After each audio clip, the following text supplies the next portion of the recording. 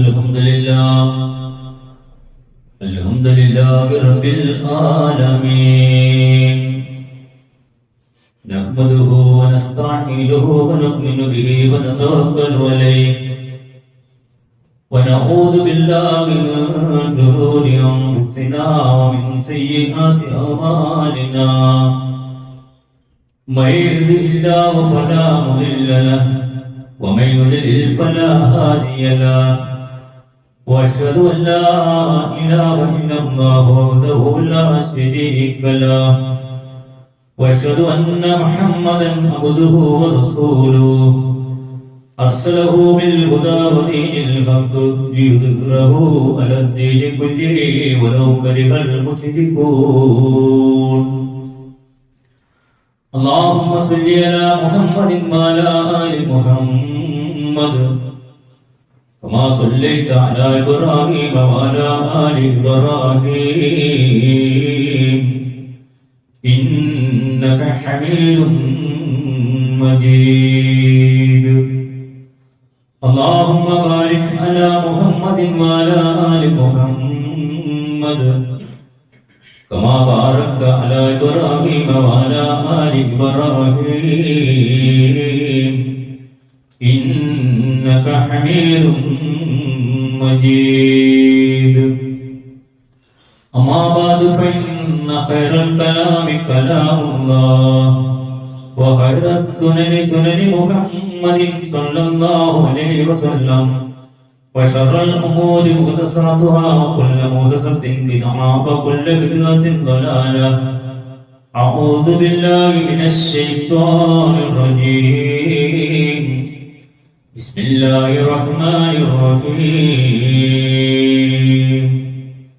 يا أيها الذين آمنوا اتقوا الله حق تقاته ولا تموتن إلا وأنتم مسلمون يا أيها الناس اتقوا ربكم الذي خلقكم من نفس واحدة وخلق منها زوجها وبث منهما رجالا كثيرا ونساء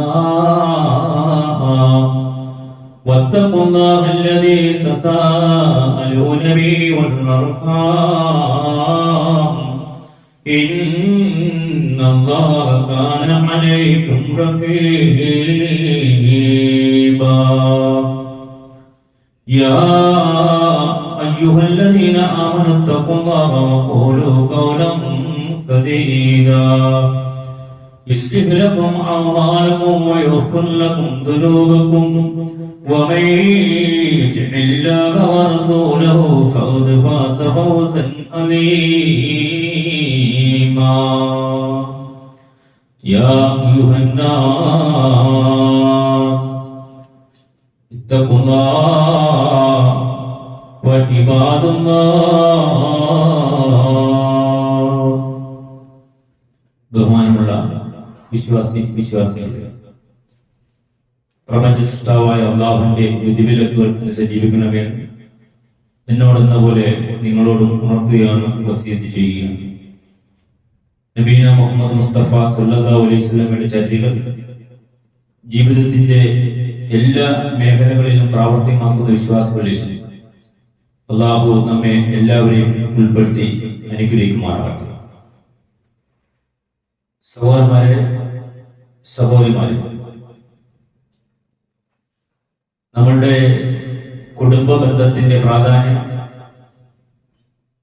അല്ലെങ്കിൽ എങ്ങനെയാണ് ഇസ്ലാമിൽ നബി സല്ലല്ലാഹു അലൈഹി വസല്ലമ പറഞ്ഞ രീതിയിൽ നമ്മൾ ജീവിക്കേണ്ടത്, അതിന് നമ്മൾ അറിയേണ്ട പ്രധാനപ്പെട്ട ചില വിഷയങ്ങളാണ് ഇന്നത്തെ ഖുതുബയിലൂടെ ഉദ്ബോധിപ്പിക്കുന്നത്. ഈ വിഷയം മനസ്സിലാക്കുകയും നമ്മുടെ കുടുംബത്തിൽ ശാന്തിയും സ്വസ്ഥതയും ഉണ്ടാകുന്ന രീതിയിൽ ജീവിക്കുവാൻ അല്ലാഹു നമ്മളെ അനുഗ്രഹിക്കുമാറാകട്ടെ. നമുക്കറിയാം, ഒരു വിശ്വാസികളുടെ വിശ്വാസ ജീവിതം സംശുദ്ധമാകണമെങ്കിൽ അവന്റെ ജീവിതം സാമൂഹികമായി കെട്ടുറപ്പുണ്ടാകണമെങ്കിൽ വിശുദ്ധ പ്രവാചകൻ നമുക്ക് പഠിപ്പിച്ചു തന്ന രീതിയിൽ നമ്മൾ ജീവിക്കാൻ തയ്യാറാണ്. നമ്മൾ ഈ സാധാരണ കുത്തുബകളിലൂടെ ശ്രമിക്കുമ്പോൾ പ്രധാനമായിട്ടും 5 പ്രാവശ്യം നമ്മളോട് പറയുന്നുണ്ട്, നിങ്ങൾ സൂക്ഷിക്കണേ സൂക്ഷിക്കണേ. സൂറത്തുൽ ആൽ-ഇംറാനിലെ 102-ാമത്തെ വചനത്തിലും അനിസ സൂറത്തിലെ 1-ാമത്തെ വചനത്തിലൂടെയും അക്സാർ സൂറത്ത് 33-ാമത്തെ സൂറത്തിലെ 70-71 വചനങ്ങളിലൂടെ അല്ലാഹു നമ്മളോട് 5 പ്രധാനപ്പെട്ട സ്ഥലങ്ങളിൽ നിങ്ങൾ സൂക്ഷിക്കണേ എന്ന് പറയുന്നു. അപ്പൊ നമ്മളിപ്പോ നമ്മുടെ മക്കള് അങ്ങോട്ടെങ്കിലും പോകുമ്പോൾ അല്ലെങ്കിൽ ഒരു യാത്ര പോകുമ്പോൾ നമ്മൾ എന്തെല്ലാം നിർദ്ദേശങ്ങൾ കൊടുക്കുമ്പോൾ നമ്മൾ അവരോട് പറയുന്നുണ്ട്, സൂക്ഷിക്കണേ, കെയർഫുൾ ആക്കണേ, പല പല കാര്യങ്ങൾ നമ്മൾ പറഞ്ഞു കൊടുക്കണം. എന്നതുപോലെ നമ്മുടെ ജീവിതത്തില് ഇത്രയും നാള് പ്രധാനപ്പെട്ട 5 സ്ഥലങ്ങളിൽ നിങ്ങളോട് സൂക്ഷിക്കണേ എന്ന് പറഞ്ഞതില് പ്രധാനമായും അല്ലാഹു നമ്മള് ഉദ്ബോധിപ്പിക്കുന്ന ഒരു വിഷയം, നിങ്ങൾ അല്ലാഹുവിനെ സൂക്ഷിക്കണേ എന്ന് പറഞ്ഞതിന് ശേഷം നിങ്ങൾ മുസ്ലിങ്ങളായിക്കൊണ്ടല്ലാതെ മരിക്കരുത് എന്ന് പറയുന്ന ആൽ-ഇംറാൻ സൂറത്തിലെ ആയത്ത് നമുക്ക് പരിചയമാണ്, നമുക്കറിയാം. അതുപോലെ തന്നെ അനിസ സൂറത്തിൽ അല്ലാഹു നമ്മളോട് പറയുന്നുണ്ട്, യാ അയ്യുഹന്നാസ്, അല്ലയോ ജനങ്ങളെ, ഇത്തഖൂ റബ്ബക്കും, നിങ്ങളുടെ റബ്ബിനെ നിങ്ങൾ സൂക്ഷിക്കണേ. എങ്ങനെയുള്ള റബ്ബാണ്?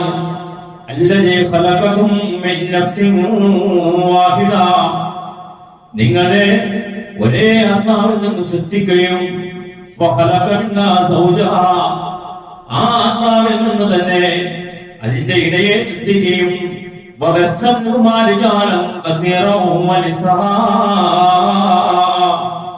അതിൽ നിന്ന് അവരിൽ നിന്ന് വ്യാപിപ്പിക്കുകയും ചെയ്തു റിജാലൻ കസീറൻ വനിസാ, ധാരാളം പുരുഷന്മാരെയും സ്ത്രീകളെയും സൃഷ്ടിച്ച് പരിപാലിച്ച് വ്യാപിപ്പിക്കുകയും ചെയ്ത നിങ്ങളുടെ ഈ റബ്ബിനെ നിങ്ങൾ സൂക്ഷിക്കണേ എന്ന് നമ്മളോട് കുത്തുബയിലൂടെ അല്ലാഹു പറയുകയാണ്. വീണ്ടും നമ്മളോട് പറയുന്ന പ്രധാനപ്പെട്ട ഒരു കാര്യം, വത്തഖുല്ലാഹ്, നിങ്ങൾ അല്ലാഹുവിനെ സൂക്ഷിക്കണേ. അല്ലദീ തസാഅലൂന ബിഹി, നിങ്ങൾ പരസ്പരം അന്വേഷിച്ചുകൊണ്ടിരിക്കുകയും ചോദിച്ചുകൊണ്ടിരിക്കുകയും ചെയ്യുന്ന അല്ലാഹുവിനെ നിങ്ങളെ സൂക്ഷിക്കണേ.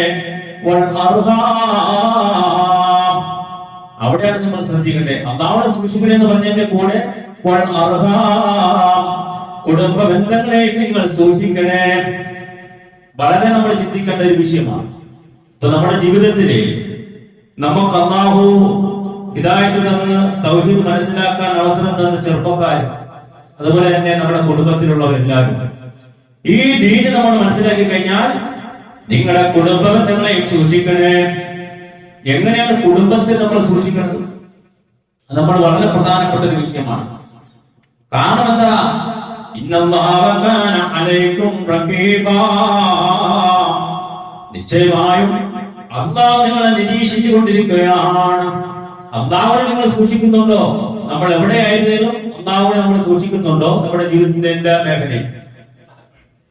അതുപോലെ തന്നെ നമ്മുടെ കുടുംബ ബന്ധങ്ങളെ നിങ്ങൾ സൂക്ഷിക്കുന്നുണ്ടോ എന്ന് അല്ലാഹു നിരീക്ഷിച്ചു കൊണ്ടിരിക്കുന്ന, ഈ പ്രപഞ്ച സൃഷ്ടാവായ അല്ലാഹു നിരീക്ഷിച്ചു കൊണ്ടിരിക്കുന്ന ഒരു ബോധം വിശ്വാസികളുടെ നമ്മുടെ ജീവിതത്തിലുണ്ടാണ്. ഇനി നമുക്കിത് മനസ്സിലാകാൻ വേണ്ടി നമ്മൾ നമ്മുടെ കുടുംബത്തെ കുറിച്ച്, നമ്മുടെ വീട്ടുകാരെ പറ്റി മാത്രം നമ്മൾ ചിന്തിക്കും. ഒരു കുടുംബം, ഒരു ഫാമിലി നിൽക്കുമ്പോൾ നമ്മൾ ആദ്യമേ നമ്മുടെ വീട്ടിനെ കുറിച്ച് ആലോചിക്കണം. നമ്മുടെ മാതാപിതാക്കൾ, നമ്മുടെ മക്കൾ, ഇത് മാത്രം നമ്മൾ എടുത്തിട്ട് അവിടുന്ന് നമ്മൾ പഠിക്കണം. കാരണം എന്താ? ലോകത്തിന്റെ നേതാവായ നബിന മുഹമ്മദ് മുസ്തഫ സല്ലല്ലാഹു അലൈഹി വസല്ലം പഠിപ്പിച്ചിട്ടില്ലേ, ജന്നതുക വനാറുക, ശ്രദ്ധിക്കണം. നിങ്ങളുടെ സ്വർഗവും അതുപോലെ നിങ്ങളുടെ നരകവുമാണ്. ഹുമ എന്ന് പറഞ്ഞാൽ നിങ്ങളുടെ വാലിദ്, നമ്മളുടെ മാതാപിതാക്കളാകുന്നു നിങ്ങളുടെ സ്വർഗവും നരകവും. അപ്പൊ നമ്മുടെ ഫാമിലിയെ കുറിച്ച് ചിന്തിക്കുക. നമ്മുടെ കുടുംബത്തിൽ മറ്റുള്ളവരെ കുറിച്ചല്ലേ, നമ്മുടെ ഫാമിലി മറ്റുള്ളവർ, ആദ്യം നമ്മളെ കുറിച്ച് ചിന്തിക്കും.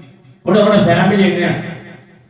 എന്താ പറഞ്ഞ അല്ലാഹുവിന്റെ റസൂൽ സല്ലല്ലാഹു അലൈഹി വസല്ലം പറയുകയാണ്, നിന്റെ മാതാപിതാക്കൾ ആരാണോ അവർ നിന്റെ സ്വർഗ്ഗമാണ്, അവർ നിന്റെ നരകമാണ്. വത്തഖുല്ലാഹല്ലദീ തസാഅലൂന ബിഹി വൽ അർഹാം. കുടുംബത്തെ സൂക്ഷിക്കണം. കുടുംബബന്ധം സൂക്ഷിക്കണം എന്ന് പറഞ്ഞാൽ നമ്മൾ ഇവിടുന്ന് തുടങ്ങണം. നിങ്ങളൊന്ന് ആലോചിച്ച് നോക്കൂ സഹോദരന്മാരെ, സഹോദരിമാരെ. നമ്മുടെ ഈ തൗഹീദ് മനസ്സിലാക്കിയതിന് മുമ്പ് ഒരു സഹോദരൻ അദ്ദേഹത്തിന്റെ ജീവിതത്തിന്റെ ഒരു അവസ്ഥ പറഞ്ഞു. അപ്പൊ അദ്ദേഹത്തിന്റെ ഒരു സദസ്സിലെ ഉമ്മയെ പറ്റിയുള്ള ഒരു പാട്ട് പറഞ്ഞപ്പോൾ അദ്ദേഹത്തിന്റെ കണ്ണിൽ നിന്ന് കണ്ണുനീര് വന്നു. ആ സഹോദരൻ മരണപ്പെട്ടു പോയി. അദ്ദേഹത്തിന്റെ കവട്ടങ്ങളെല്ലാം വിശാലമാക്കി കൊടുത്തു. അപ്പൊ അതിന് കണ്ണുനീര് വരാനുള്ള കാരണം പിന്നീട് ഞാൻ ചോദിച്ചു, നിങ്ങൾ എന്ത് ഇത്ര ഫീലിംഗ് ആയിരുന്നു? അപ്പൊ തൗഹീദ് മനസ്സിലാക്കുന്നതിന് മുമ്പ് വീട്ടിൽ ചില പ്രശ്നങ്ങൾ ഉണ്ടായപ്പോൾ അദ്ദേഹത്തിന്റെ ഉമ്മയെ അദ്ദേഹം ചവിട്ടിയിട്ടുണ്ട് കാലുകൊണ്ട്. ഈ അത്രയും ആരോഗ്യമുള്ള ഒരു മനുഷ്യനാണ്, കാലുകൊണ്ട് ചവിട്ടിയിട്ടുണ്ട്. അപ്പൊ ആ ഉമ്മയുടെ ആ സോങ്ങില്, ഇസ്ലാമിക സോങ്ങില് എന്താണ് ഉമ്മ ഉപ്പ എന്നൊക്കെ ഇങ്ങനെ പറഞ്ഞു വരുമ്പോൾ നമ്മൾ സാധാരണ അപ്പൊ അങ്ങനെയൊക്കെ ചെയ്തവരുടെ മനസ്സിൽ കണ്ണുനീര് വരും. ചിലപ്പോൾ ആ പശ്ചാത്തലം ആ കണ്ണുനീര് മതിയാകുമായിരിക്കും. അല്ലാഹു ചിലപ്പോഴൊക്കെ പുറത്തു കൊടുക്കാൻ ഉണ്ടാകുവാൻ. അപ്പോൾ ഇങ്ങനെയുള്ള വിഷയങ്ങൾ നമ്മുടെ സ്വർഗവും നമ്മുടെ നരകവും നമ്മുടെ മാതാപിതാക്കളാണ് എന്ന് തൗഹീദിന്റെ വക്താക്കൾ ശരിക്കും പഠിച്ചു വെക്കണം. അതോടൊപ്പം തന്നെ നമ്മൾ മനസ്സിലാക്കേണ്ടത്, നിന്റെ സ്വർഗം നിന്റെ നരകം ഉസ്താദുമാരാണ്. ഇന്ന് ധാരാളം ചെറുപ്പക്കാർക്ക് അബദ്ധം സംഭവിച്ചു വരും. ഉസ്താദുമാരോ അല്ലെ നിന്നെ സഹായിക്കുന്ന മറ്റു രാഷ്ട്രീയക്കാരോ സാംസ്കാരിക നായകന്മാരോ ആരുമല്ല. ഉസ്താദന്മാർ നമുക്ക് വേണം. അതെന്തിനാ? അത് ദീന പഠിപ്പിച്ചു തരാൻ വേണ്ടിയാണ്. ഉസ്താദന്മാർ ഓരോ കുടുംബത്തിലേക്ക് അവരുടെ ഫാമിലിയിലേക്ക് കയറി അവിടെ ഇടപെടാൻ പറ്റുകയില്ല. അങ്ങനെ ചെയ്യാനും നമുക്ക് അനുവാദമില്ല. ഉസ്താദന്മാർ ദീനി പറഞ്ഞു കൊടുക്കും. ഒരു അല്ലാഹുവിന്റെ ഒരു ഭവനത്തില് ഒരു ഉസ്താദ് ഉണ്ടായിരിക്കും. ഇല്ലെങ്കിലോ നമ്മളെല്ലാം നിങ്ങൾ സാധാരണ കാണുന്നില്ല, അല്ലാഹുവിന്റെ ഈ ഭവനങ്ങളും എല്ലായിടത്തും പള്ളികൾ കിട്ടി. ഓരോ വിഷയങ്ങൾ ചോദിക്കാൻ ഒരു സഹോദരൻ വന്ന് ചോദിച്ചാൽ, ഒരു മസ്അല ചോദിക്കാൻ അവിടെ ഒരു ബംഗാളിയായി അവൻ തിരിച്ചു പോകും. സാധാരണ തൗഹീദിന്റെ പള്ളികളിൽ ഇങ്ങനെ സംഭവിക്കുന്നു. അതുകൊണ്ട് സഹോദരനെ ഉസ്താദ് പള്ളിയിൽ കാണുന്നത് ദീന് പറഞ്ഞു കൊടുക്കാൻ. പക്ഷേ നമ്മുടെ കുടുംബത്തിലേക്ക് ഇറങ്ങി ഭാര്യയുടെ കാര്യങ്ങളിലേക്ക് ചോദിക്കുകയോ മാതാപിതാക്കളുടെ കാര്യങ്ങളോ ഇടപെടാനോ നമുക്ക് അനുവാദമില്ല. കാരണം എന്താ? അല്ലാഹു റസൂൽ സല്ലല്ലാഹു അലൈഹി വസല്ലമ അതിനെ ഏൽപ്പിച്ചിരിക്കുന്നവരുടെ മക്കളെ തന്നെയാണ്. കാരണം മാതാപിതാക്കളുടെ കൂടെ ഉറങ്ങുന്നവൻ, സഹിക്കുന്നവൻ, സഹവസിക്കുന്നവൻ അവരുടെ മക്കളാണ്. പരിശുദ്ധ ഖുർആൻ പറഞ്ഞ ഇഹലോകത്തിൽ നീ അവരുടെ കൂടെ, മാതാപിതാക്കളുടെ കൂടെ നിന്റെ സഹവാസം, നീ എങ്ങനെയാണ് അവരുടെ കൂടെ ജീവിച്ചിരുന്ന സഹവാസം നല്ലതാക്കിയിരിക്കണമായി. ജീവിച്ചിരുന്ന കാലഘട്ടത്ത് അവരോടുള്ള സഹവാസം നമ്മൾ മോശമാക്കി മാറ്റിയാൽ എന്ത് സംഭവിക്കും? നമ്മൾ ആലോചിച്ച് നോക്കൂ. പിന്നെ നമ്മൾ എന്ത് ഉണ്ടാക്കിയാലും, നമുക്കത്ര സമ്പത്തുണ്ടെങ്കിലും, നമ്മൾ എത്ര ജനങ്ങളുടെ അടുത്ത് വളർന്നാലും, അല്ലാഹു റസൂൽ സ്വല്ലല്ലാഹു അലൈഹി വസല്ലം പറഞ്ഞ നിന്റെ സ്വർഗ്ഗവും നരകവും മാതാപിതാക്കളാണ് എന്ന് പറഞ്ഞ ആ റൂട്ടിൽ, ആ ഹദീസിനെ നമ്മൾ എന്ത് ചെയ്തു? വിട്ടുകളയും. അതുകൊണ്ട് സഹോദരന്മാരെ, സഹോദരിമാരെ, ഇനി ആരാണ് നല്ല ഒരു ഭർത്താവ് അല്ലെങ്കിൽ നല്ല ഒരു പുരുഷൻ ആരാണ് എന്ന് പരിശുദ്ധ ഖുർആൻ നമ്മളെ പഠിപ്പിച്ചിരുന്നുണ്ട്.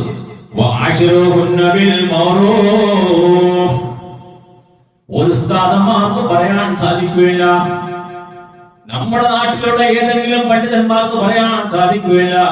അത് പറയാൻ കഴിവുള്ളവൻ ആരാണോ അവരുടെ ഭാര്യമാര് മാത്രമാണ്.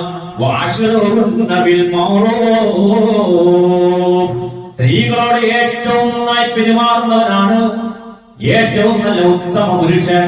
അല്ല നമ്മുടെ നാട്ടിൽ ഇപ്പൊ ആൾക്കാർ നല്ലൊരാളാണ്. അതെന്റെ സഹോദരന്മാരെ, നമ്മുടെ ഭാര്യമാര് നമ്മളെ പറ്റി പറയണം.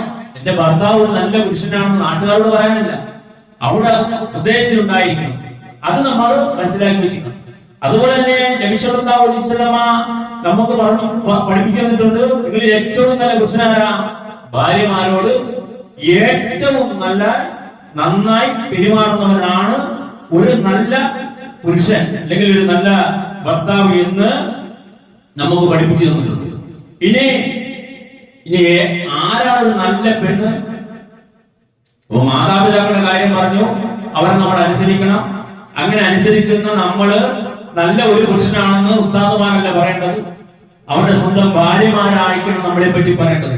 ഇത് ചില ആൾക്കാർ നമ്മുടെ കുടുംബത്തിലേക്ക് ഇടപെട്ടുകൊണ്ട് നമ്മുടെ നല്ല കുടുംബ ബന്ധങ്ങളെ, ഭർത്താവിനെ നല്ല രീതിയിൽ നോക്കിക്കൊണ്ടിരിക്കുന്ന ഭാര്യയെ വരെയും ഈ തൗഹീദ് സ്വീകരിച്ചതിന്റെ പേരിൽ ഭിന്നിപ്പിച്ച ഉസ്താദുമാര്, പണ്ഡിതന്മാര് നമ്മുടെ നാട്ടിലുണ്ട് എന്ന് നമ്മൾ മനസ്സിലാക്കണം. കാരണം അവരുടെ ലക്ഷ്യം എന്താ? ഈ നബി സല്ലല്ലാഹു അലൈഹി വസല്ലമയുടെ ഹദീസോ ഈ പരിശുദ്ധ ഖുർആനിന്റെ വചനങ്ങളോ ഒന്നുമല്ല. പരിശുദ്ധ ഖുർആൻ പഠിപ്പിക്കുകയാണ് ആരാണ് ഏറ്റവും നല്ല പെണ്ണ്. ഫസ്സാലിഹാത്തു ഖാനിതാത്തു ഹാഫിളാത്തു ലിൽ ഗൈബി ബിമാ ഹഫിദുല്ലാഹ്. ഒരു നല്ല പെണ്ണ് ആരാണെന്ന് ചോദിച്ചാൽ, നല്ലവരായ സ്ത്രീകൾ ആരാണെന്ന് ചോദിച്ചാൽ, അനുസരണശീലമുള്ളവരും അല്ലാഹു സംരക്ഷിച്ച പ്രകാരം അവന്റെ അഭാവത്തിൽ സംരക്ഷിക്കേണ്ട കാര്യമെല്ലാം സംരക്ഷിക്കുന്നവരാണ്. അതാണ് നല്ല ഒരു പെണ്ണ് എന്നുള്ളത്. സഹോദരന്മാരെ, സഹോദരിമാരെ, ഇങ്ങനെയുള്ള പെണ്ണിനെ അല്ലാഹു നമുക്ക് തന്നിട്ടുണ്ട്. നമ്മൾ അതനുസരിച്ച് ജീവിക്കുന്നവരാണ്. പക്ഷെ നമ്മുടെ കുടുംബത്തിലേക്ക് നല്ല പുരുഷനായി നമ്മൾ മാറണമെങ്കിൽ പുരുഷന്റെ ചില ഉത്തരവാദിത്വമുണ്ട്.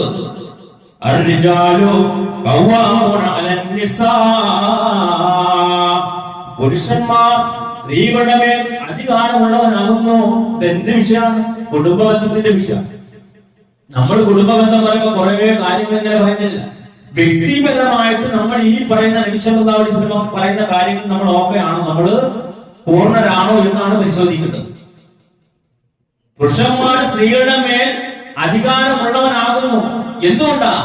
വിശുദ്ധ ഖുർആൻ പഠിപ്പിക്കുകയാണ് ബിമാ അൻഫഖൂ മിൻ അംവാലിഹിം. പുരുഷന്മാർ അവരുടെ ധനം ചെലവഴിച്ചത് കൊണ്ടാണ്. വിശുദ്ധ ഖുർആൻ എങ്ങനെ പറയുന്നു? അപ്പോൾ ഒരു ഭർത്താവ് അധ്വാനിക്കുന്നവനായിരിക്കും. അവന്റെ ഭാര്യയെയും കുട്ടികളെയും അവന്റെ മാതാപിതാക്കളെയും സംരക്ഷിക്കുന്നവനായിരിക്കണം. ഒരു മടിയനായ വ്യക്തി, അലസനായ വ്യക്തി, അവനെ പറ്റി ബിമാ അൻഫഖൂ മിൻ അംവാലിഹിം, അവൻ അധ്വാനിച്ച ആ ധനത്തിൽ നിന്ന്, സമ്പത്തിൽ നിന്ന് ചെലവഴിക്കുന്നവനായിരിക്കണം ഒരു നല്ല പുരുഷൻ. അപ്പൊ ഇതൊക്കെ എങ്ങനെ നമ്മൾ മനസ്സിലാക്കേണ്ടത്? നമ്മുടെ കുടുംബത്തുള്ള സ്ത്രീ നമ്മളെ പറ്റി, നമ്മുടെ പെരുമാറ്റത്തിൽ നിന്ന് ഇതൊക്കെ നബി സല്ലല്ലാഹു അലൈഹി വസല്ലം പരിശുദ്ധ ഖുർആനിൽ പഠിപ്പിച്ച രീതിയിലാണോ എന്ന് തീരുമാനിക്കുന്ന നമ്മുടെ ഭാര്യയാണ്.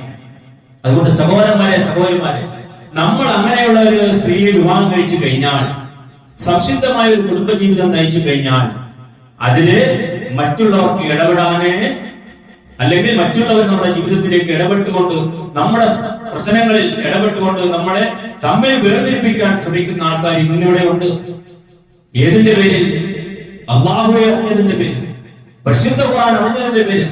പരിശുദ്ധ ഖുർആനും ഹദീസും നമ്മൾ ഓതുന്നു. പള്ളിയിലേക്ക് 5 നേരം ജമാഅത്തിന് വരുമ്പോൾ ഒരു വിഭാഗം ആൾക്കാർക്ക്, പുരോഹിതന്മാർക്ക് അത് പിടിക്കുന്നില്ല, അവർക്ക് ഇഷ്ടപ്പെടുന്നില്ല. കാരണം അവര് നിലനിർത്തി കൊണ്ടുപോകുന്ന ഒരു ദീനുണ്ടായി. അതെന്താ? അതിന്റെ വരുമാനം നിലച്ചു പോകും. പള്ളിയിലേക്ക് കുതുബിയത്തിന്റെ പേരിൽ ഇത്ര കൊടുക്കണം, ആഴ്ചയാഴ്ച റാത്തീബ് നടക്കും, മാസം റാത്തീബ് നടക്കും, അതിന് ഇത്ര കൊടുക്കണം. അപ്പൊ പരിശുദ്ധ ഖുർആൻ തിരുസുന്നത്തും പറഞ്ഞു കഴിഞ്ഞാല് ഇതൊക്കെ നിലച്ചു പോകും. അതുകൊണ്ട് സഹോദരന്മാരെ, സഹോദരിമാരെ, നമ്മുടെ ചില ഉത്തമരായിട്ടുള്ള സഹോദരന്മാര് തൗഹീദ് അറിഞ്ഞ് ജീവിച്ചാൽ അവിടെ നമ്മുടെ കുടുംബത്തിന്റെ ഇടയിലേക്ക്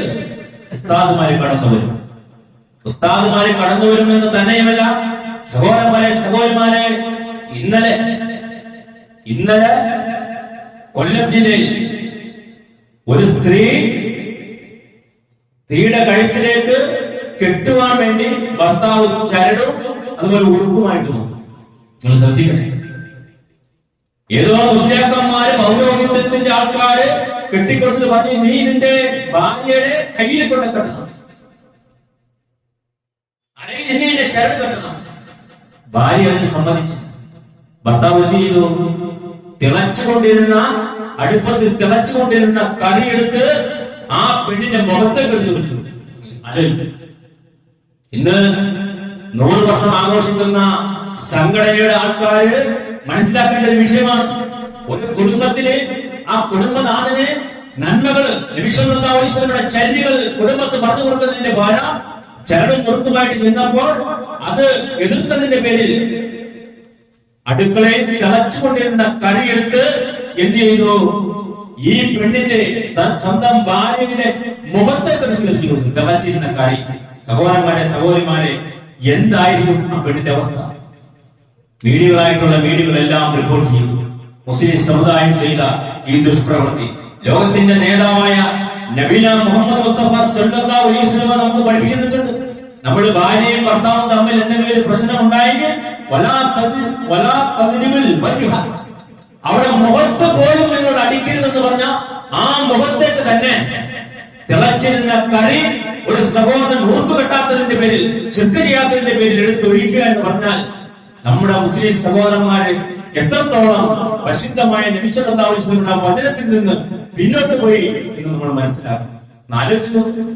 തിളച്ചിരിക്കുന്ന കാര്യം നമ്മുടെ കാലിലോ കയ്യിലോ വീണ് എന്തായിരിക്കും അവസ്ഥ? അത് മുഖത്തേക്ക് അടിക്കരുതെന്ന് പ്രവാചകന്റെ വചനത്തെ ധിക്കരിച്ചുകൊണ്ട് മുഖത്തേക്ക് എടുത്ത് ഒഴിച്ചു കൊടുത്തു.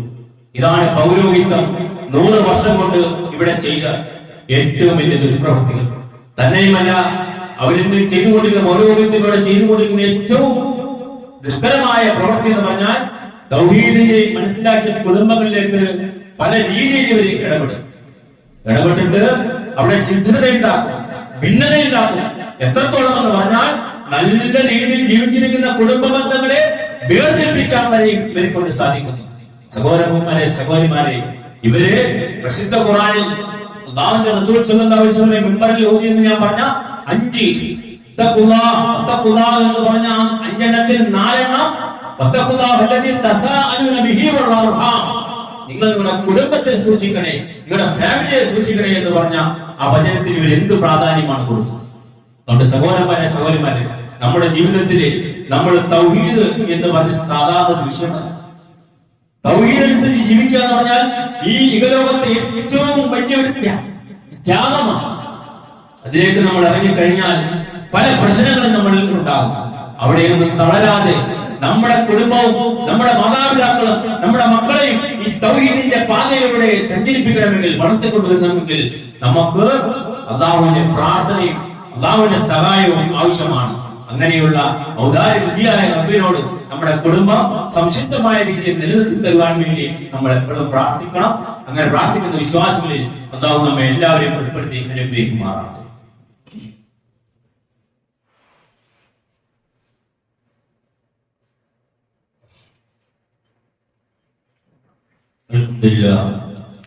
അൽഹംദുലില്ലാഹി الذي هدانا لهذا وما كنا لنهتدي لولا أن هدانا الله. ഒരിക്കൽ കൂടി അല്ലാഹുവിന്റെ വിധിവിലക്കുകൾ ജീവിക്കണമേ എന്ന് എന്നോടെന്ന പോലെ നിങ്ങളോടും പ്രാർത്ഥിക്കുകയാണ്. സഹോദരന്മാരെ, സഹോദരിമാരെ, നമ്മുടെ ജീവിതത്തിൽ ഈ മാതാപിതാക്കളുടെ കാര്യത്തിൽ മാതാവ് അറിയുന്നു. പിതാവായിരിക്കുന്ന നമ്മുടെ ആ പുരുഷനിൽ നിന്ന് അവിടെ ജീവിതത്തിന്റെ ഒരു നിമിഷം കണ്ണുനീര് വരുന്ന ഒരു നിമിഷമാണ്. അവര് വലിയായിട്ട് ഒരു ബാപ്പ ഒരു ചെറുക്കന് പിടിച്ച് ഏൽപ്പിച്ചു കൊടുക്കുന്ന സമയം. കാരണം അത്രയും നാള് ആ മോളിനെ സംരക്ഷിച്ചു കൊണ്ടിരുന്നത് ഈ ബാപ്പയാണ്. അവള് ധാരാളം ഈ നിക്കാഹുത്തുകൾക്കൊക്കെ പോകുമ്പോൾ ഈ ഏത് ഉപ്പയുടെ കണ്ണിൽ നിന്ന് കണ്ണുനീര് വരും. കാരണം നമ്മൾ വിചാരിക്കും ഏറ്റവും നല്ലൊരു കർമ്മമല്ലേ ചെയ്തു കൊടുക്കുന്നത്, പിന്നെ എങ്ങനെയാണ് കണ്ണുനീര് വരും? കാരണം ആ ഉപ്പ വളർത്തിക്കൊണ്ട് ചെറിയ കുഞ്ഞിലെ പോലെ കണ്ടതല്ലേ, അങ്ങനെ പൊന്നു പോലെ വളർത്തിക്കൊണ്ടുവന്ന ആ മോളെ മറ്റൊരുത്തനെ ഏൽപ്പിച്ചു കൊടുക്കുമ്പോൾ ഇവൻ എങ്ങനെ സംരക്ഷിക്കും? കാരണം പരിശുദ്ധ ഖുർആനിൽ ഇണകളാക്കി തന്നോന്നാണ്. അപ്പൊ നിക്കാഹിന്റെ വചനങ്ങളിൽ ആ വഴി പറയുന്നെന്താ? ഞാൻ നിനക്ക് ഇണയാക്കി തന്നിരിക്കുന്നു, അതുപോലെ തന്നെ നിനക്ക് നിക്കാഹ് ചെയ്ത് തന്നിരിക്കുന്നു എന്ന് പറയുമ്പോൾ അവനെന്താ പറയുന്നത്? ഖബിൽതു എന്ന് പറയുന്നുണ്ട്, ഞാൻ സ്വീകരിച്ചു, നിക്കാഹ് പറയുന്നുണ്ട്. സഹോദരന്മാരെ, ചെറിയൊരു വചനമാണ്. ആ പിതാവിന്റെ കണ്ണിൽ നിന്ന് കണ്ണുനീര് വന്ന് ഇത്രയും നാളെ ഞാൻ പോറ്റി വളർത്തിയ ഈ മോളെ നിന്നെ ഏൽപ്പിക്കുന്നു എന്ന് പറയുമ്പോൾ അവൻ ഖബിൽതു, ഞാൻ സ്വീകരിച്ചു എന്ന് പറയും. ആ സ്വീകരിച്ച ആ ചെറുപ്പക്കാരൻ കൊണ്ടുപോയിട്ട് ഇങ്ങനെ ഈ തിളച്ച കറി മുഖത്തെ കൊഴിഞ്ഞു കൊടുക്കുമ്പോൾ ആ കൊടുത്ത ബാപ്പയുടെ അവസ്ഥ എന്തായിരുന്നു നിങ്ങളൊന്ന് ആലോചിച്ചു. നമ്മളും ആ സ്ഥാനത്ത് നിന്നൊന്ന് നോക്കണം സഹോദരന്മാരെ സഹോദരിമാരെ. അതുകൊണ്ട് നമ്മൾ മനസ്സിലാക്കേണ്ട ധാരാളം വിഷയങ്ങളുണ്ട്. നമ്മുടെ ബാപ്പയും ഉമ്മയും സ്വർഗവും നരകവുമാണ് എന്നത് പറഞ്ഞതുപോലെ തന്നെ കഴിഞ്ഞ ദിവസം ഓട്ടിസം ബാധിച്ച മരിച്ച ഒരു മോന്റെ ചരിത്രം പറഞ്ഞു. തളർന്നു കിടക്കുകയാണ്, നടക്കാൻ പറ്റുന്നില്ല, അതുപോലെ തന്നെ നിൽക്കാനും പറ്റുന്നില്ല. അങ്ങനെയുള്ള ഒരു മോനോ 45 വയസ്സായി. ഒരു ഉസ്താദ് എന്റെ ഒരു വീഡിയോ തന്നെ ഇറക്കിയിട്ടുണ്ട്, നിങ്ങൾക്ക് അതൊന്ന് കേട്ടു നോക്കണം. മാതാപിതാക്കളുടെ വിഷയം, നമ്മുടെ കുടുംബ ബന്ധമൊക്കെ നമ്മൾ അറിയും. നമ്മളൊരു കുടുംബം എന്ന് പറയുമ്പോൾ നമ്മുടെ വീട്ടിലുണ്ടാകുന്ന പ്രശ്നങ്ങൾ എന്താ? ഓരോ കുടുംബത്തിൽ എന്തെങ്കിലും ഒരു പ്രശ്നമുണ്ടാകും. അതിന് സൊല്യൂഷനും അല്ലാഹു സ്വല്ലല്ലാഹു അലൈഹി വസല്ലം പറഞ്ഞു കൊടുത്തിട്ടുണ്ട്. Age based build stronger family relationship എന്ന് പറയുന്ന കൗൺസിലിംഗ് സെന്ററുകാരുടെ ഒരു ഈ ഫാമിലിയൊക്കെ തകർന്നു പോകുമ്പോൾ ഉള്ള ഒരു വിഷയമാണ്. അതിൽ 4ാമത് പറയുന്ന പോയിന്റ് റിസോൾവ് കോൺഫ്ലിക്ട്സ് വിത്ത് കമ്പാഷൻ. പൊരുത്തക്കേടുകൾ അനുകമ്പയോടെ പരിഗണിക്കും. സഹോദരന്മാരെ സഹോദരി, 8 പോയിന്റ്. കുടുംബം തകർന്നു പോകുമ്പോൾ നിങ്ങൾ എങ്ങനെ കുടുംബ ബന്ധം വീണ്ടെടുക്കണമെന്ന് പറയുന്ന എല്ലാ വിഷയങ്ങളും നബീന മുഹമ്മദ് മുസ്തഫ സല്ലല്ലാഹു അലൈഹി വസല്ലമ നമുക്ക് വിവരിച്ചു തന്ന, ഹദീസിൽ വിവരിച്ചു തന്ന കാര്യങ്ങളാണ് എന്ന് നമുക്ക് തോന്നിപ്പോകും. അതുപോലെയാണ് എന്താ പറയുക, പൊരുത്തക്കേടുകൾ അനുകമ്പയോടെ പരിഗണിക്കും. അതിൽ 4ാമത്തെ പോയിന്റ് മാത്രം ഞാൻ പറഞ്ഞു. ഇവിടെ തളർന്നു പോയ ഒരു കുഞ്ഞ് അങ്ങനെ വളർന്നു 45 വയസ്സായി. അപ്പോൾ ആ പ്രായമായിക്കൊണ്ട് 45 വയസ്സായ അദ്ദേഹത്തിന്റെ ഉമ്മക്കും ഉപ്പക്കും എത്ര പ്രായമാവും? അവരുടെ കുടുംബത്തിലെ പ്രശ്നങ്ങൾ അവർ അല്ലാഹുവോട് പ്രാർത്ഥിച്ചത്, അല്ലാഹുവേ ഈ കുഞ്ഞ്, ഒരു ഉമ്മയുടെ പ്രാർത്ഥന, ഈ കുഞ്ഞ് മരിക്കുന്നതിന് മുമ്പ് നീ ഞങ്ങളെ മരിപ്പിക്കരുത്. ആ മോന്റെ ഉപ്പയും പള്ളിയിൽ പോയിട്ട് അത് തന്നെ പ്രാർത്ഥിക്കും. ഞങ്ങളുടെ ഈ മോന് 45 വയസ്സായി നടക്കാനും കിടക്കാനും കഴിവില്ലാത്ത, ബാത്റൂമിലൊക്കെ ഈ ഉമ്മയെ ഉപ്പ എടുത്തിട്ട് 45 വയസ്സ് നമ്മൾ ചിന്തിക്കണം. മലമൂത്ര വിസർജനങ്ങളെല്ലാം ഇവർ തന്നെ ശരിയാക്കി കൊടുക്കുന്നത്, ക്ലീൻ ആക്കി കൊടുക്കുന്നത്. ഉമ്മയുടെ പ്രാർത്ഥന, അല്ലാഹുവേ ഞങ്ങൾ മരിക്കുന്നതിന് മുമ്പ് നീ ഈ കുഞ്ഞിനെ മരിപ്പിക്കരുത്. അങ്ങനെ ഇരിക്കുന്ന ഒരു സമയത്താണ് ഈ ഉമ്മക്ക് പെട്ടെന്ന് അസുഖം വരും. ഉമ്മ തളർന്ന് കിടപ്പാകുന്ന അവസ്ഥയിലേക്ക് വന്നു. പിന്നീട് ആ ഉമ്മ കുറച്ച് ഉഷാറായി വന്നപ്പോൾ ഈ കുഞ്ഞ് മരിച്ചു. ഈ ചെറുക്കൻ 45 വയസ്സുള്ള ചെറുപ്പക്കാരൻ മരിച്ചു. ആ ഉമ്മ മരിച്ചു ഏകദേശം ഒരു 40-42 ദിവസം. ആ ചെറുക്കൻ മരിച്ചിട്ട് 40-42 വയസ്സായപ്പോൾ എന്ത് സംഭവിച്ചു? ആ ഉമ്മയും മരിച്ചു. അതാണ് സാലിഹത്തായ സ്ത്രീകളുടെ പ്രാർത്ഥന. എങ്ങനെയാണ് നമ്മുടെ സ്വർഗം, നമ്മുടെ നരകം നമ്മുടെ മാതാപിതാക്കളാണ് എന്ന് പറഞ്ഞതിന്റെ അർത്ഥമെങ്കിൽ അവരുടെ പ്രാർത്ഥന അല്ലാഹു സ്വീകരിക്കും. നമുക്ക് വേണ്ടി നമ്മുടെ മാതാപിതാക്കൾ പ്രാർത്ഥിച്ചാൽ നമ്മുടെ കുടുംബം സന്തുഷ്ടമായി തീരും. പക്ഷെ നമ്മൾ ചെയ്യേണ്ട കാര്യം, നമ്മുടെ കുടുംബ ബന്ധങ്ങളിലേക്ക് അന്യപുരുഷന്മാരെ ഇടയ്ക്ക് കലർത്താൻ പാടില്ല. അപ്പൊ അവരുടെ കുടുംബത്തിലെ പ്രശ്നം ഈ ഒരു മോന്റെ പ്രശ്നമാണ് എന്ന് പറയുന്ന പോലെ നമ്മുടെ ജീവിതത്തിലെ കുടുംബത്തിൽ ഓരോരോ പ്രശ്നങ്ങളുണ്ടാവും. അത് നമ്മൾ എന്ത് ചെയ്യണം? അല്ലാഹുവോട് പ്രാർത്ഥിച്ചാൽ മതിയാവും. അല്ലാഹു അതിനുള്ള വഴി നമുക്ക് കാട്ടിത്തരും. അങ്ങനെ ആയിരിക്കണം നമ്മുടെ കുടുംബ ബന്ധം നമ്മൾ മുമ്പോട്ട് കൊണ്ടുപോകണം. തന്നെയുമല്ല സഹോദരന്മാരെ സഹോദരിമാരെ, നമുക്കറിയാം ഒരു പെണ്ണ് നമ്മുടെ കുടുംബത്തിലേക്ക് കയറി വരുമ്പോൾ ഒരു ചെടിയുണ്ടല്ലോ, ഒരു പ്ലാന്റ് ഒരു സ്ഥലത്ത് നിന്ന് മറ്റൊരു സ്ഥലത്തേക്ക് പറിച്ചു വെച്ചത് പോലെയാണ്. അത്രയും നാളത് വളർന്നു വന്ന സ്ഥലത്തെ മണ്ണ്, അതിന്റെ വെള്ളം എല്ലാം കിട്ടിക്കൊണ്ട് സ്ഥലത്ത് വേറെ സ്ഥലത്തേക്ക് പോകുമ്പോൾ ചിലപ്പോൾ അത് വാടിപ്പോച്ച വളരെ ചിന്തിക്കേണ്ട ഒരു വിഷയമാണ്. ചിലപ്പോൾ അത് പിടിക്കും. അപ്പോൾ ആ പെണ്ണ് ചെന്ന് കയറുന്ന കുടുംബത്തിന് കുടുംബബന്ധം നല്ലതാക്കണമെങ്കിൽ അവർ ദീനിയായിട്ടുള്ള ആൾക്കാരായിരിക്കും. അവിടുത്തെ എല്ലാവരും ദീനിയായിട്ടുള്ള ആൾക്കാരായിരിക്കും. എങ്കിൽ മാത്രമേ നമ്മുടെ കുടുംബാന്തരീക്ഷം നല്ലതായി തീരുകയുള്ളൂ. സഹോദരിമാരെ, നമ്മൾ ഈ പറഞ്ഞ കാര്യം, ആരാണോ നല്ല പുരുഷൻ, ആരാണോ നല്ല സ്ത്രീ, എങ്ങനെയായിരിക്കണം നമ്മുടെ മാതാപിതാക്കൾ, എങ്ങനെയായിരിക്കണം നമ്മുടെ പെരുമാറ്റം, ഇതെല്ലാം നമ്മളെ കൊണ്ട് കഴിയാവുന്ന രീതിയിൽ നമ്മൾ പ്രാവർത്തികമാക്കാൻ നോക്കണം. അല്ലാഹു നമ്മൾ നല്ല രീതിയിലേക്ക് നമ്മുടെ മാതാപിതാക്കളെ കുറിച്ച് ചിന്തിക്കണം. ഖുർആനിൽ ഇങ്ങനെ പറഞ്ഞിട്ടുണ്ടല്ലോ, സ്വർഗവും നരകവും അവരൊക്കെ ചിന്തിച്ചുകൊണ്ട് നമ്മൾ ജീവിച്ചെങ്കിൽ മാത്രമേ അല്ലാഹു നമുക്ക് നേർവഴി കാട്ടി തരികയുള്ളൂ. അങ്ങനെ ഒരു സന്തുഷ്ട കുടുംബത്തിലെ, സമ്പന്നതയുടെ കുടുംബത്തിൽ ജീവിക്കുവാൻ അല്ലാഹു നമ്മളെ അനുഗ്രഹിക്കുമാറാകട്ടെ. സഹോദരന്മാരെ സഹോദരിമാരെ, നമ്മുടെ ഒരു സഹോദരന്റെ മോന് ക്യാൻസർ ബാധിച്ചിരിക്കുകയാണ്. ആ സഹോദരൻ നമ്മളോട് എല്ലാവരോടും ദുആ ചെയ്യാൻ പറഞ്ഞിട്ടുണ്ട്. ഔദാര്യനിധിയായ റഹീമായ റബ്ബ്, ഷാഫിയായ റബ്ബ്, മലിക്കുൽ ഖുദ്ദൂസായ റബ്ബ് ആ സഹോദരന്റെ രോഗം ഷഫിയാക്കി കൊടുക്കുമാറാകട്ടെ. അതുപോലെ തന്നെ സഹോദരന്മാരെ, സഹോദരിമാരെ, പരിശുദ്ധ ഇസ്ലാം ലോകമെമ്പാടും സ്പ്രെഡ് ആയിക്കൊണ്ടിരിക്കും. നമുക്കറിയാം, ഒരാൾ ഇസ്ലാമിനെ കുറിച്ച് പഠിച്ചു കഴിഞ്ഞാൽ അവൻ അതിന്റെ റൂട്ടിലായിരിക്കും. അപ്പൊ ഇന്ന് നിങ്ങൾക്കറിയാം, സുഡാനില് നമ്മുടെ മുസ്ലിം സഹോദരന്മാരെ ജമൽ യുദ്ധം പോലെ തമ്മിലടിപ്പിക്കുന്ന ഒരു അവസ്ഥ സംജാതമായിരിക്കുക. അപ്പൊ ഈ അവസ്ഥയിൽ നിന്ന് നമ്മൾ എന്ത് ചെയ്യണം? നമ്മൾ പലസ്തീന് പ്രാർത്ഥിച്ചതുപോലെ ഇനി ആ രാജ്യങ്ങൾക്ക് വേണ്ടി പ്രാർത്ഥിക്കാൻ നമ്മൾ തയ്യാറാകണം. നമ്മുടെ പ്രാർത്ഥനകളിൽ അവരെ ഉൾപ്പെടുത്തണം. കാരണം എന്താ? ലോകത്തെല്ലായിടത്തും ഇസ്ലാം ഒരു പ്രശ്നമാണ് എന്ന് ഇസ്ലാമിന്റെ ശത്രുക്കൾ എങ്ങനെയെങ്കിലും ഒരു സ്ഥലത്ത് സമാധാനമായി വരുമ്പോൾ ഇവർക്ക് ഈ ആയുധങ്ങൾ വിൽക്കാൻ എന്ത് ചെയ്യണം? പല ഡെവലപ്മെന്റ് കൺട്രീസും പല പല ആയുധങ്ങൾ ഉണ്ടാക്കിക്കൊണ്ടിരിക്കും. അത് വിൽക്കാനായിട്ട് അഫ്ഗാനിസ്ഥാനിലെ വേറൊരു രാജ്യങ്ങൾ നോക്കിക്കൊണ്ടിരിക്കും. അതുകൊണ്ട് ഈ സാധാരണ രീതിയിൽ സാമ്പത്തികമായി തകർന്ന അല്ലെങ്കിൽ അടിഞ്ഞുപോയ അഗാധ ഗർത്തത്തിലേക്ക് പോയ രാജ്യങ്ങളെയാണ് അവർ ഉന്നം വെക്കുന്നത്.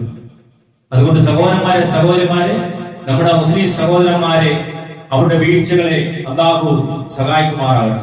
അല്ലാഹുമ്മ ഗഫിർ മുഅ്മിനീന വൽ മുഅ്മിനാത്ത് വൽ മുസ്ലിമീന വൽ മുസ്ലിമാത്ത്. അല്ലാഹുമ്മ അജിർനാ മിനന്നാർ.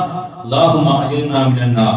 ربنا آتنا في الدنيا حسنة وفي الآخرة حسنة وقنا عذاب النار. ربنا تقبل منا إنك أنت السميع العليم وتب علينا إنك أنت التواب الرحيم.